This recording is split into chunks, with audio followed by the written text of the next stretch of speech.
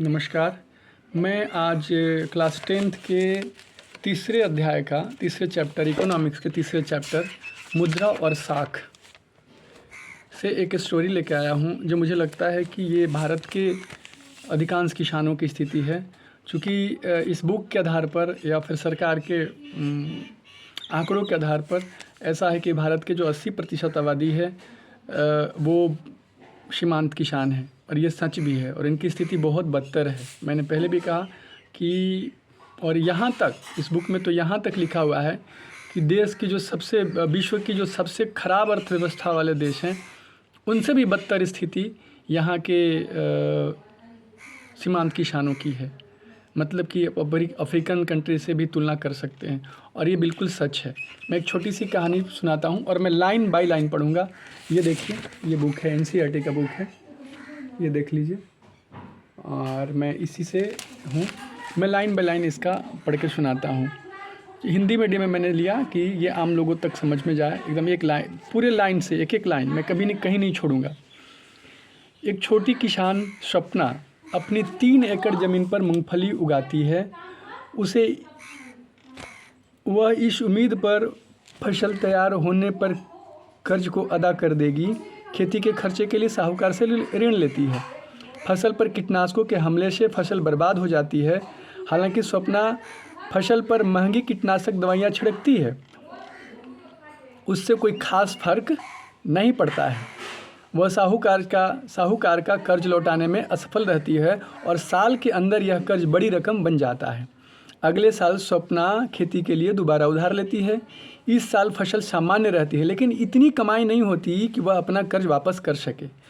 वह कर्ज में फंस जाती है। उसे कर्ज को चुकाने के लिए अपनी ज़मीन का कुछ हिस्सा बेचना पड़ जाता है।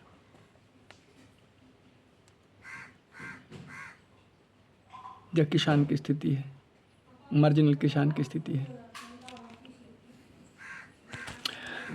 मैं इस माध्यम से ये कहना चाहता था कि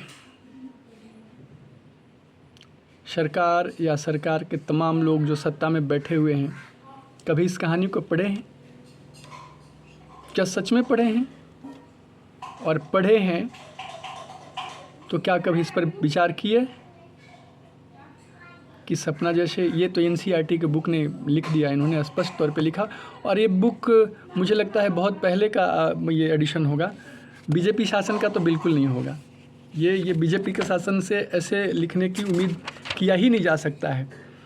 इसका पहला एडिशन,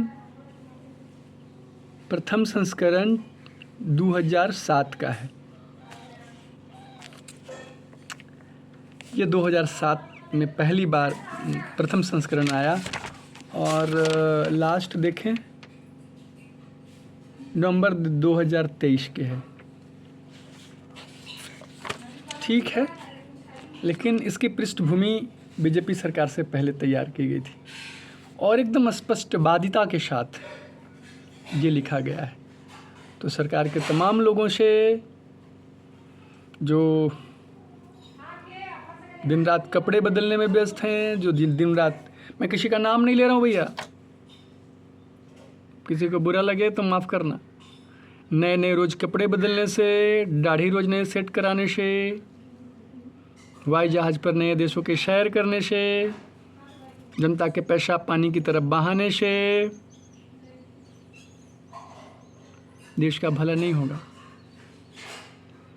आपको अपने देश के अंदर की स्थिति का सही मूल्यांकन करना होगा, और ये पढ़ना होगा आपको। पढ़ लीजिए ना, लिखा हुआ है एक किताब में, मैंने बता दिया। क्लास 10th चैप्टर 3 में एक छोटे से किसान जिसका 3 एकड़ ज़मीन है, 3.5-4.5 बीघा, लगभग 4.5 बीघा से कुछ ज़्यादा हुआ, 32 कट्ठा होता है। तो ये है आम देंग लेंगे, ठीक है, होंगे मैं